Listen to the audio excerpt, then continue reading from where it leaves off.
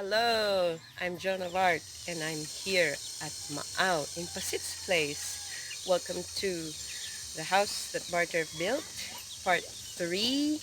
And I've heard of a word from Pasit, and it's today's feature for the Ilonggo word of the day, Pasit style.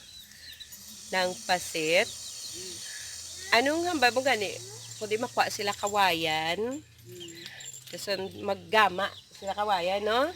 Maggama, kawayan, is um, the gathering of the bamboo by cutting down the bamboo trees or stalks.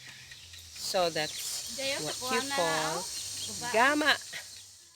And then, after gathering the bamboos, they have to bring them all over here. Nang, ano ang tawag sinaya kung dalon? Di gani ang ano, kung dalon, di ang mga kawayan.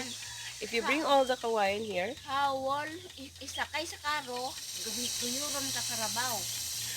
isakay sa karo, guyuran ka, isakay sa karo, they load it up on the carriage and pulled by the carabao. Okay, guyudon. Okay, to be pulled by the carabao. And that's what you call, anong tawag sinanang?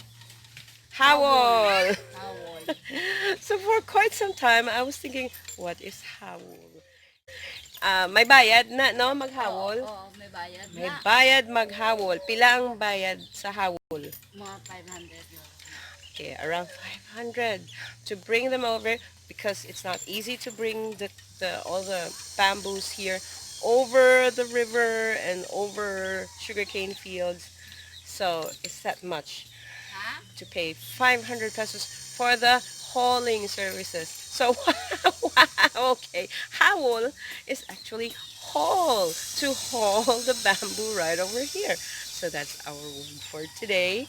This is Joan of Art, and that's Pasit and her granddaughter here in Maao in the continuing saga of the house that Barter built. This is now part 3, and that's our word, Ilonggo word for today. Bye for now. See you in our next video. Thanks for watching.